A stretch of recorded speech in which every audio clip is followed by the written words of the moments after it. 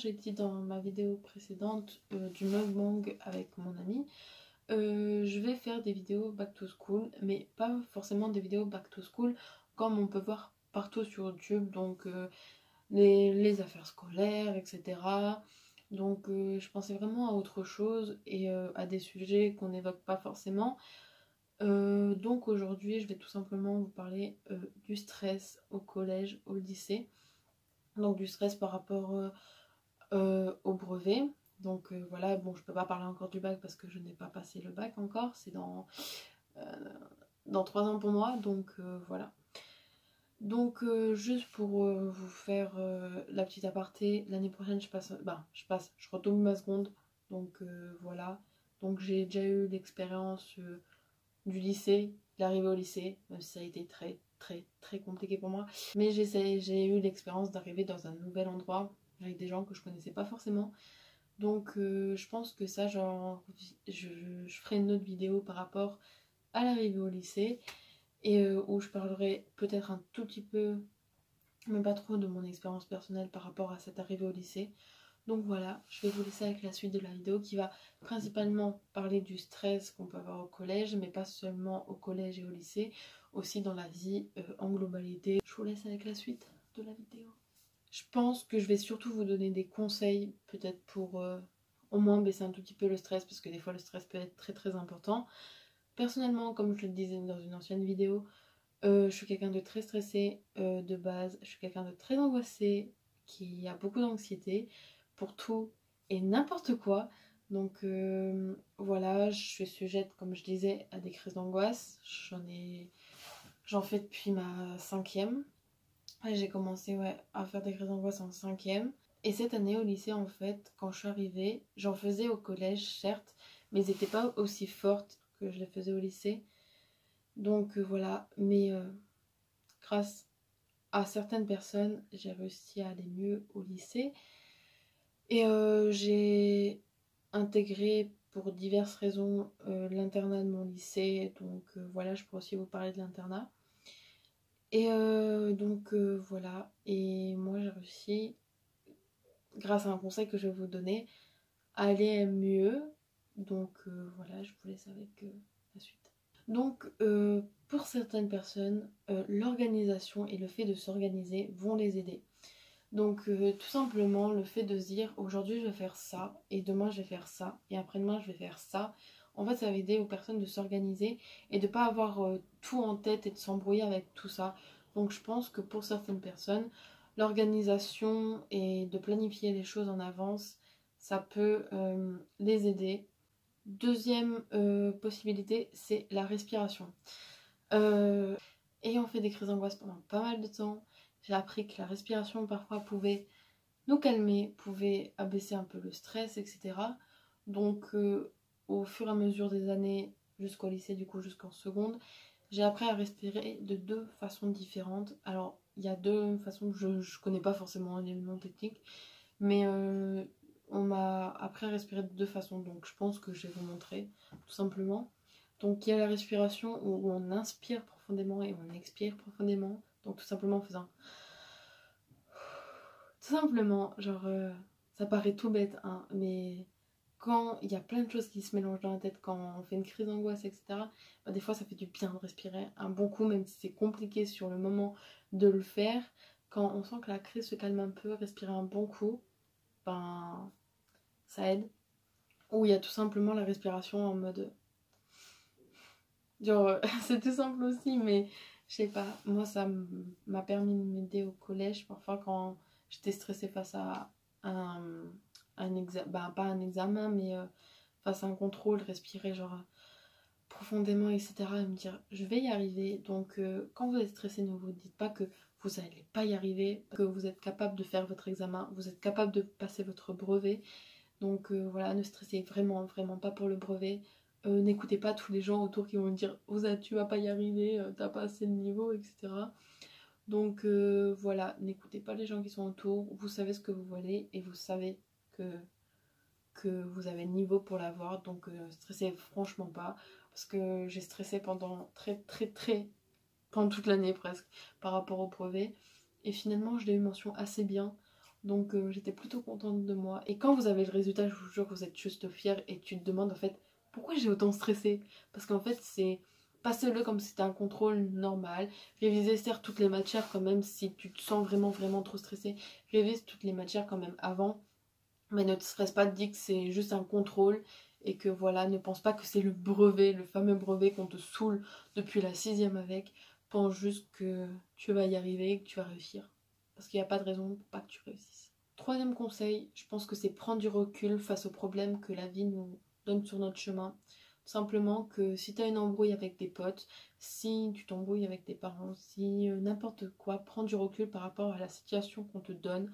Car tout simplement, tu vas pouvoir permettre de juger si la chose est très grave ou la chose est plutôt moins grave et de pouvoir même régler le problème à l'instant T et de régler le problème directement.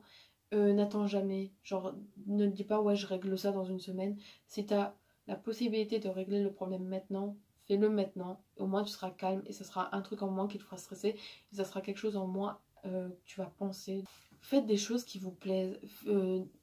Trouvez des activités que vous aimez, trouvez des choses qui vous rendent heureux parce que c'est quelque chose d'important. Alors si t'aimes bien écrire, ben écris.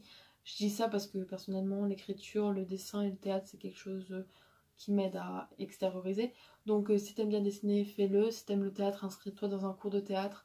Si t'aimes le foot, va jouer au foot. Si t'aimes être avec tes amis, va avec tes amis. Mais fais quelque chose qui te rend bien, qui te rend heureux et qui peut t'aider à extérioriser ce que tu ressens.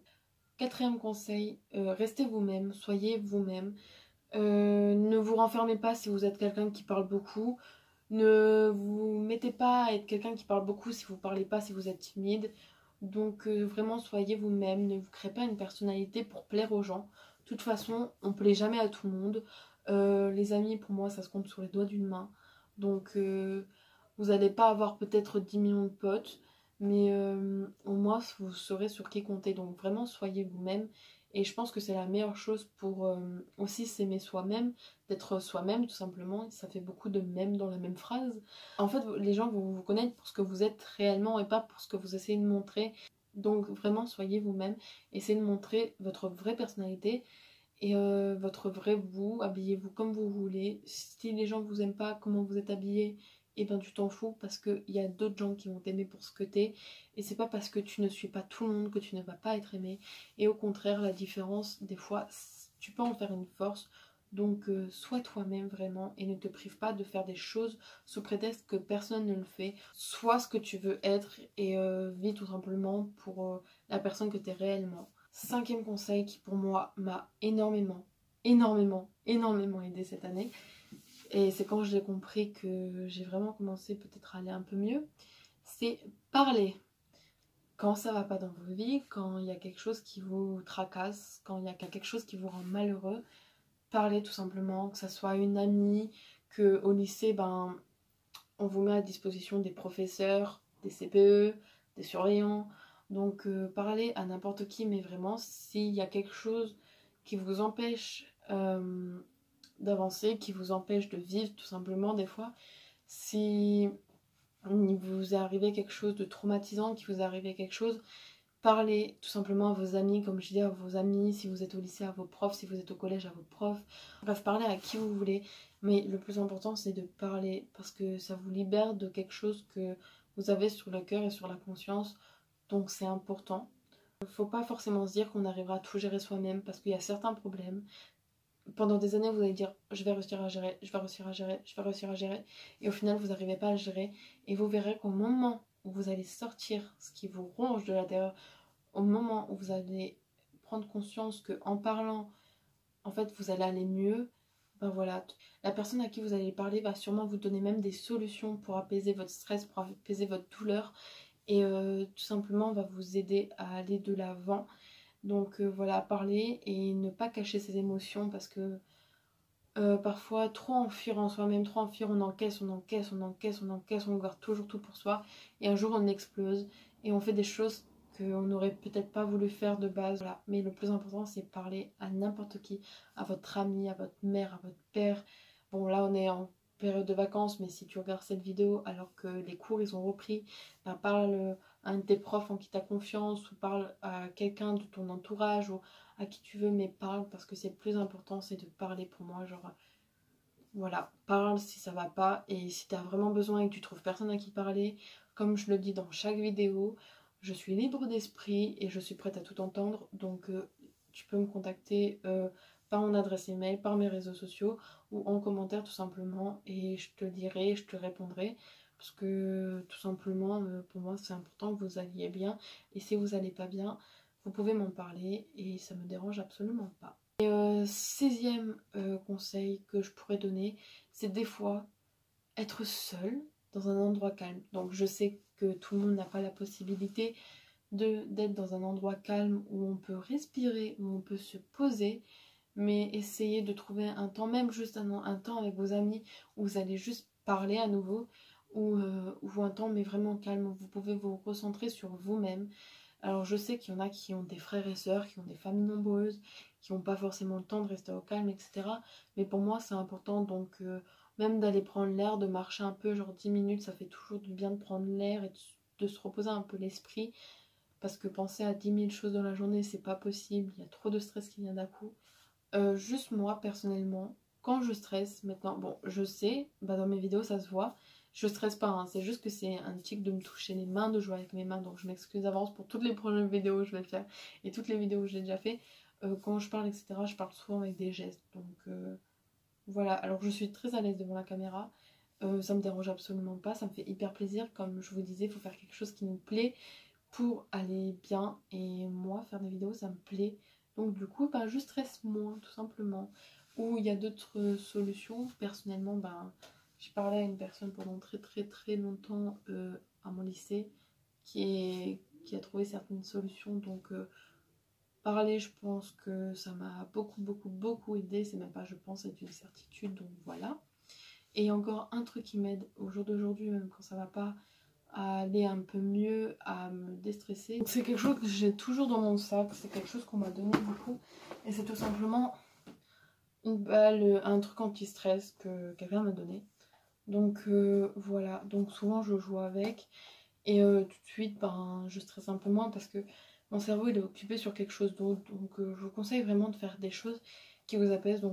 Donc du coup cette vidéo elle est déjà finie, donc j'espère que ça t'aura plu, que ça t'aura aidé, et surtout n'oublie pas que si tu as besoin je suis là, tu peux me parler, tu peux m'envoyer des messages, ça me dérange absolument pas. Donc voilà, j'espère que pour vous vos vacances se passent bien.